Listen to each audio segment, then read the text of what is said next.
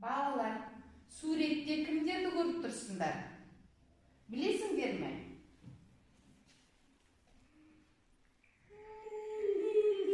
Әлия, дұрыс.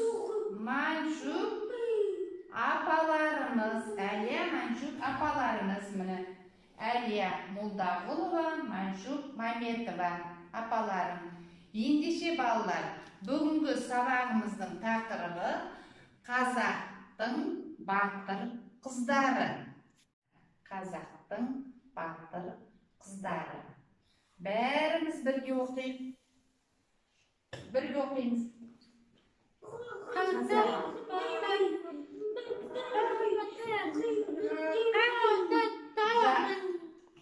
Жақсы.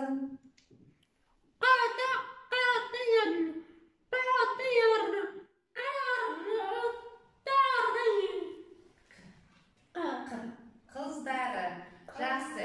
Ендеше балалар, бүгінгі күннің жартысын дәптерлерімізді ашамыз.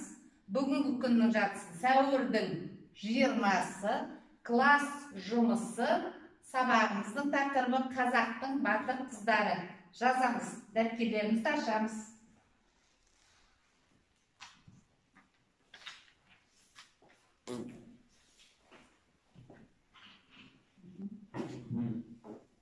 Жазамыз.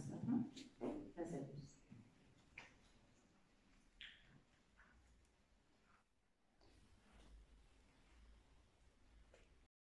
Балалар, бүгінгі мәтінде кездесетін жаңа сөздермен таныс болайық. Мерт болу, қайтыс болу деген мағынаны білдіреді. Траншея дегеніміз ор, екі тар, ұзынша келген шұңқыр. Дивизия, қараймыз, дивизия, бөліну, бөлу. Көптеген мемлекеттердің қарулы күштерінің бірлестігі. Пулемет, жердегі және әуедегі нысаналарды оқпен жоюға арналған қару. Мерт болу, қайтыс болу деген мағынаны білдіреді. Траншея дегеніміз ор, екі тар, ұзынша келген шұңқыр. Жердегі шұңқырды айтамыз, шұңқыр. Дивизия, бөліну, бөлу. Көптеген мемлекеттердің қарулы күштер бірлестігі.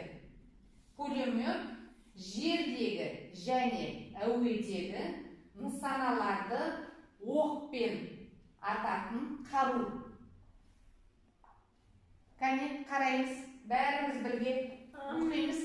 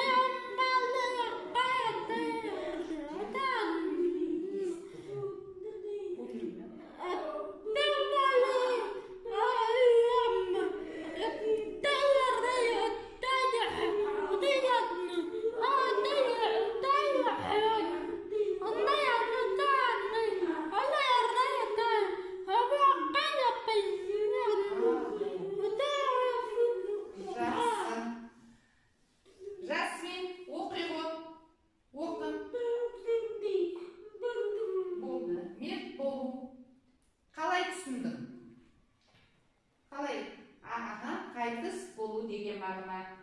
Руслан оқи қоямыз.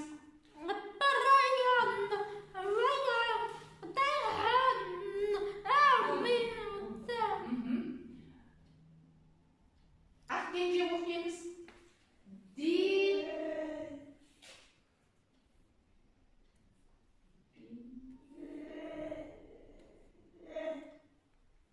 Жақсылап оқы. Дивизия.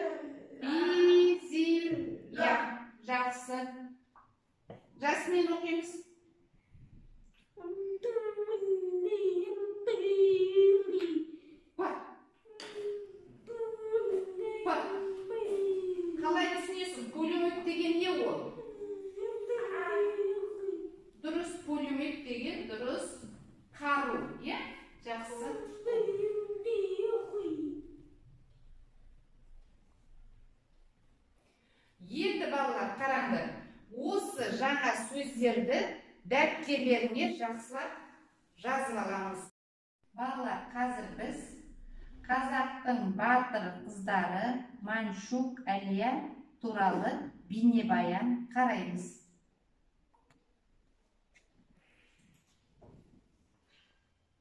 Балақай, сен ұлы отан соғысында ерлік көрсеткен қазақтың батыр қыздарын білесің бе? Сұрапыл соғыс жылдары Қазақстан жерінде аттанған жауынгерлердің 497-сіне Кеңес одағының батыр атағы берілді. Шығыстың қос жұлдыз атанған қаракөз қазақ қыздары Мәншүк Мәметова мен Әлия Молдағұлова отан үшін жан аямай ерлік көрсетіп, қан майданда қаза тапты. Қазақтың батыр қыздарының көзсіз ерліктері сол сәтте бүкіл майдан даласына тарады. Сен де мұны мақтан тұт, балақай.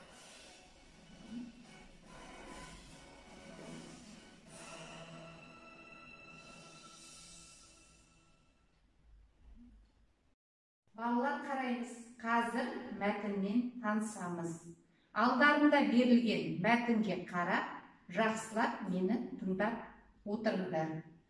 1941-1945 жылдары болған Кеңес одағы мен фашистік Германия арасындағы соғыстар талай жан қыршынынан қиылды.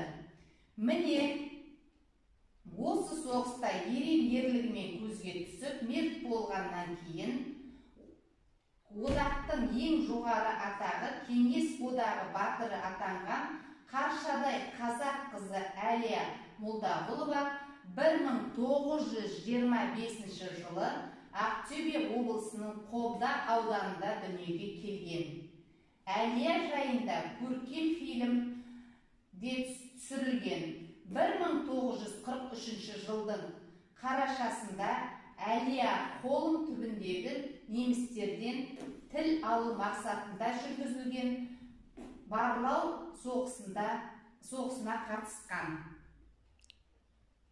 Міне, балалар, қараңдар, Әлия Молдағұлова апамыз. Сонымен, балалар, біздің қазақтың батыр қыздары, міне, Әлия, Маншук апаларымыз біздің бейбітшілік өмір сүруіміз үшін отан соғысында ерлікпен қаза болған.